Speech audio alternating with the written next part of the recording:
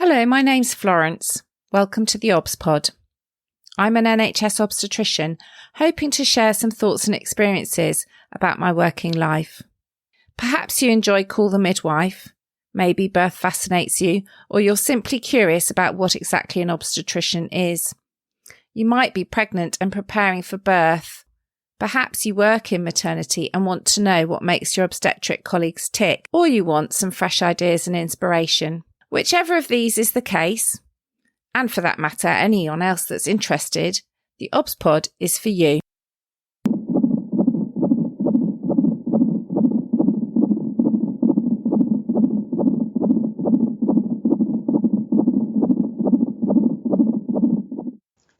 Episode 117, Baby Loss Awareness Week 2022. I wanted to mark Baby Loss Awareness Week. I've done it every year on the theobspod, and it's important to do so. But what to think about this year? It's the 20th year of Baby Loss Awareness Week, would you believe? And each year there's a theme. This year's theme is stepping stones, focused on the path people take after the death of their baby and the points on that journey. So I thought I would think a little bit about baby loss from the professional's perspective. There's a phrase sometimes used in healthcare, second victim. I don't like it. It's used to describe the effects of a poor medical outcome on the healthcare professionals involved. The idea being that they are the second victim, with the patient or the people involved being the first victims. I don't like this term. And the reason I don't like it is nothing I experience will ever come anywhere close to the loss of a child for a parent. Whatever the emotional effect on me, I cannot imagine what it would be like to actually lose your baby, your child. But despite my dislike of this phrase, there is a truth that the babies I've been involved with that die stay with me. Sometimes this is because I've been involved in the care prior to death, and whatever happens, even if you've done nothing wrong and there's nothing you think you could have done differently, there's an element of feeling guilty, searching, could you have done something else? But even the babies that I've had no part in, the woman's arrived at hospital, that baby's already dead, or a colleague has been involved in the decision making. It's been nothing to do with me. Those families that I've been involved with and those babies still stay with me. So taking the theme of stepping stones, what is the path a professional takes after a baby's died? And what are the points on the journey for that professional in parallel with that family? There are immediate steps. When you're caring for a family in this situation, it's devastating. There's no way as a human being you can't be emotionally affected. However much you try and put on the professional veneer, it gets to you. We will attempt to keep our emotions under control in front of a family. Sometimes this is more easily accomplished than others. But when we step out of the room, there may be tears. Tears on the ward, tears in the office, maybe tears in the changing room. Often we will hug each other. Maybe you've been working closely with a couple of midwives caring for that family. And when you come out of the room, someone might make you a cup of tea. You might need a little sit down. and you might need a pause, a hug, some comfort from other members of the team who know what you're dealing with. There's the sadness of sitting with and talking to that family. There's no way it doesn't have an effect on you. Then there are the practical things. Trying to deliver that clinical care that woman and that family still need, as well as the practicalities of talking through possible tests, trying to find out why their baby died, what happened. And this will involve trying to take consent, possibly for a post-mortem or a placental examination. The consent form is incredibly detailed these days, and rightly so, because it's only right that these families have to give very explicit consent for what we may or may not do with their baby. But it makes it very emotive and difficult to talk about. How do you take a baby that's in a cot next to you as you talk to a family, or possibly that they're holding and cradling in their arms, and have a conversation about the post-mortem examination of that same baby? How a medical examiner, pathologist, will look at individual organs, and how individual pieces of tissue may be processed as a slide for them to look at under the microscope, and then what happens to that tissue afterwards. There's an incredible degree of depth that we need to go into, and there's fantastic resources and information for parents that go with these consent forms, but it's an emotionally difficult conversation to have for all concerned. In that immediate aftermath, my family can tell when I've had one of these cases. I'll often come home a bit subdued. I may need some hugs from my own family, some reassurance, some support, a cup of tea, a listening ear, not all the details of what happened, because that's confidential, but just to know I've had a sad day, a difficult case. I need that little bit more love and attention. None of us work in isolation. It's bound to play out at home. Then, after that immediate time, there are a few busy weeks. Depending on how the baby died and what happened, there will be a different array of investigations. It's likely that the hospital will be doing an internal investigation, because we always want to learn from adverse events, even if at face value it looks like there's nothing different that could have been done. For this, they will rely on the medical notes, but it may be that we need to write a statement to clarify events if it's not immediately apparent from the hospital notes what was happening. Maybe we need to give them the context of how many staff were on duty or how many other women we were caring for at the same time. Then alongside this, there may be a number of external investigations, again, depending on the context of the death. This may be the Embrace, the confidential inquiry into stillbirths and neonatal deaths, the perinatal morbidity and mortality. And as part of this, there's now the perinatal morbidity and mortality tool, the PMRT review of all cases. So our risk team will be keying key pieces of information into these templates and starting that process of investigating, putting together a panel of experts, perhaps obstetricians, anaesthetists, midwives, and copying the notes, asking for statements, and completing the external reporting forms.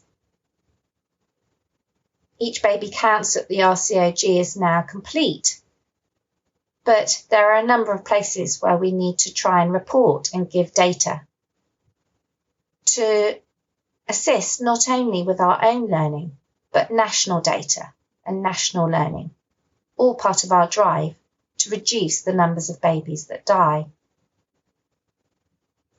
Again, depending on the circumstances, there may be an HSIB investigation, the Health Safety Investigation Bureau. This is more common if it's been a neonatal death, so the baby was born alive and then subsequently died.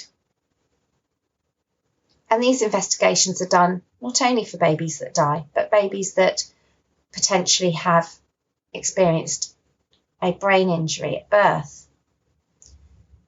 These investigations involve being interviewed, so they will get copies of the notes, and randomly, several months later, you'll get an email saying they're ready to start the investigation.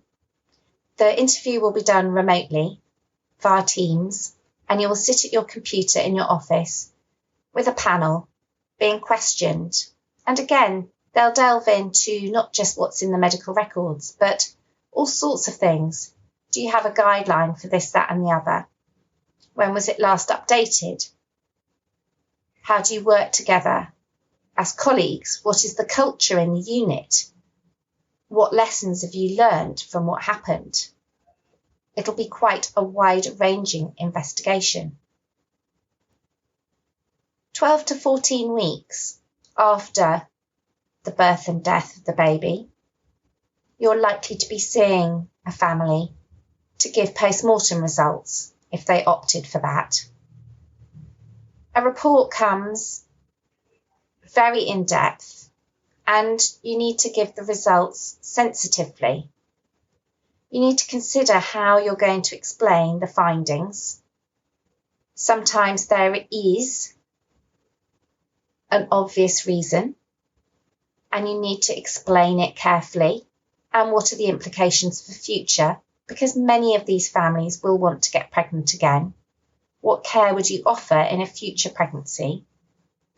And sometimes it shows nothing, which in some ways is also helpful, but has to be dealt with sensitively. The couple may have waited, like I said, almost 3 or 4 months for these results, only to find that actually there isn't something concrete, something tangible in terms of explanation as to why their baby died.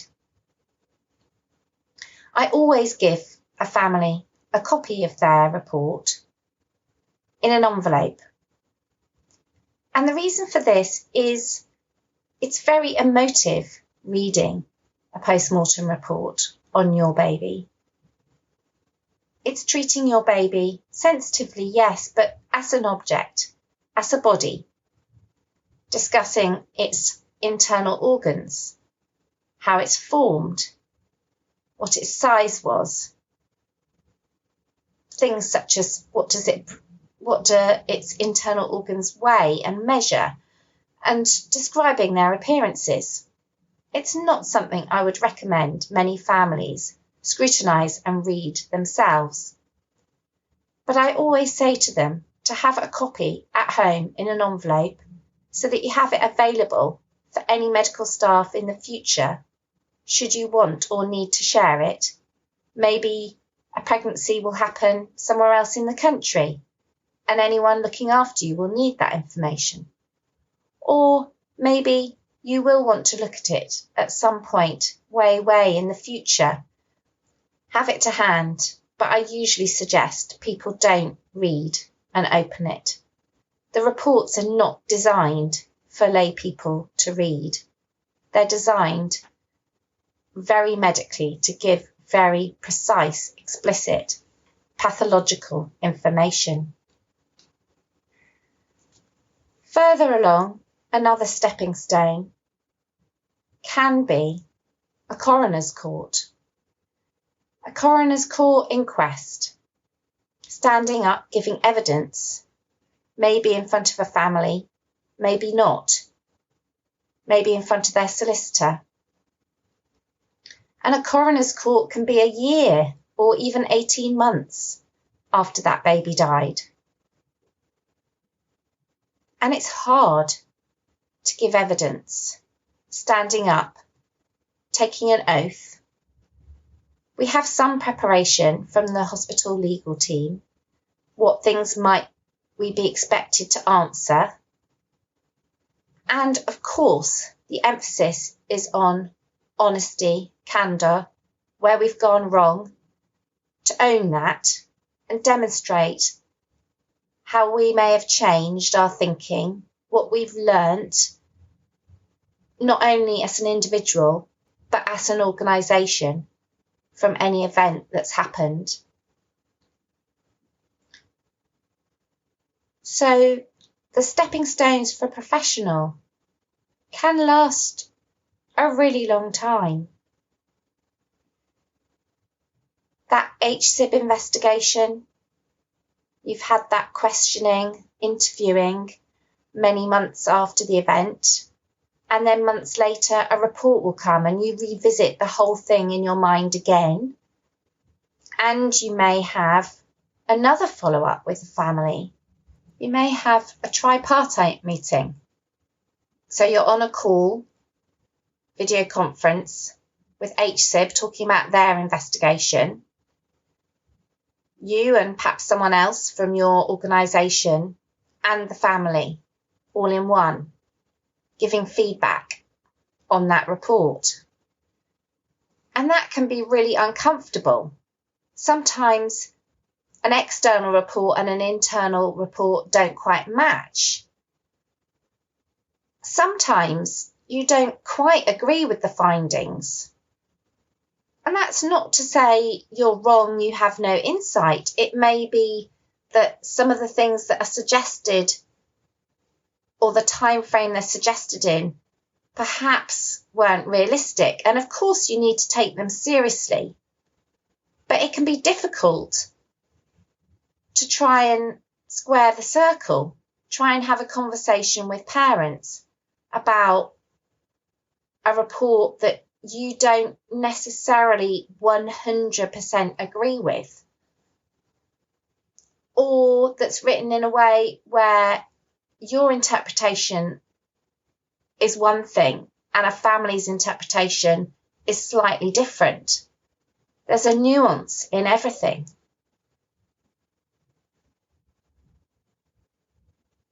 So ultimately, what I'm trying to say is, no, a healthcare professional can never fully appreciate and feel what that grieving family are feeling. But there is a separate, different, emotional set of stepping stones. Stepping stones of emotions, stepping stones of tasks for a professional too. And there will be points where these stepping stones converge and touch. The follow-up where I'm giving results to a family. An investigation report. And then one of the final stepping stones may be that family coming back to me in the antenatal clinic with their next pregnancy. And I've had the joy of caring for some families where we've shared the sorrow of the loss of their baby.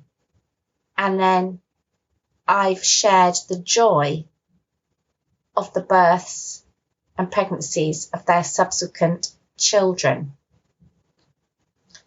So the professional stepping stones meet the parents' stepping stones at some point.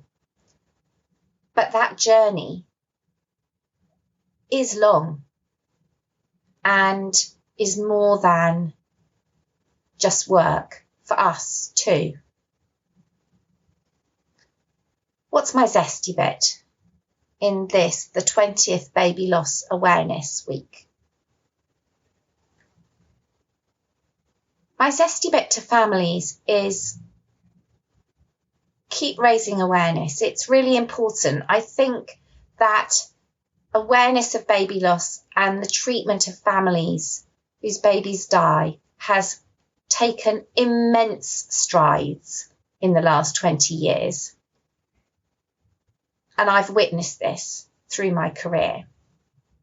So having this week every year and talking about it has undoubtedly made great change and improvement.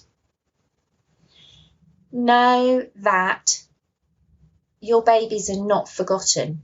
Your babies live on in the minds of the professionals that have cared for you. I can't say I can remember each and every name of every baby that has died that I've cared for, but I certainly remember a lot of them.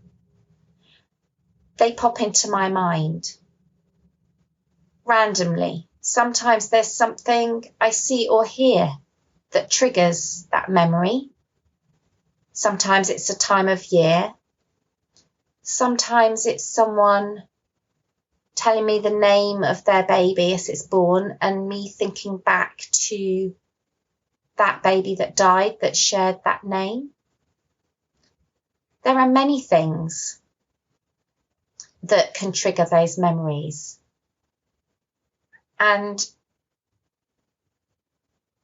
those babies live on in my mind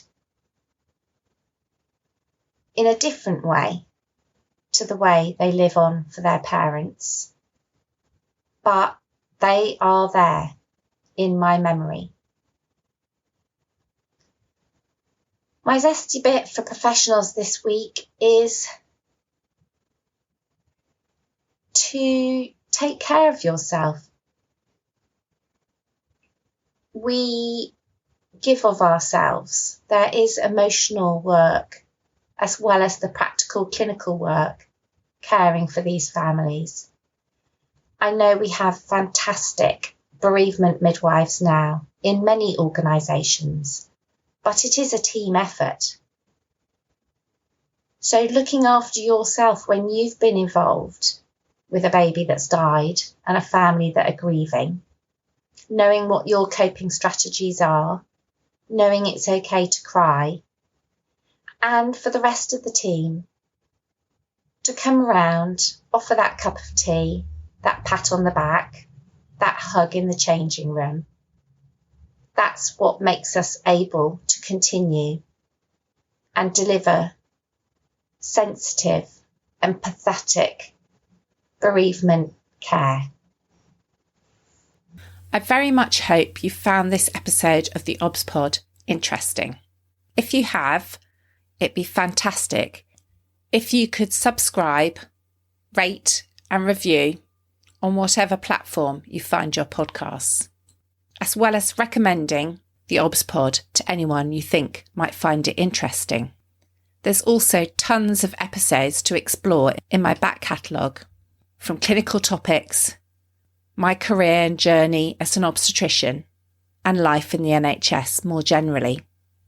I'd like to assure women I care for that I take confidentiality very seriously and take great care not to use any patient identifiable information unless I have expressly asked the permission of the person involved on that rare occasion when it's been absolutely necessary.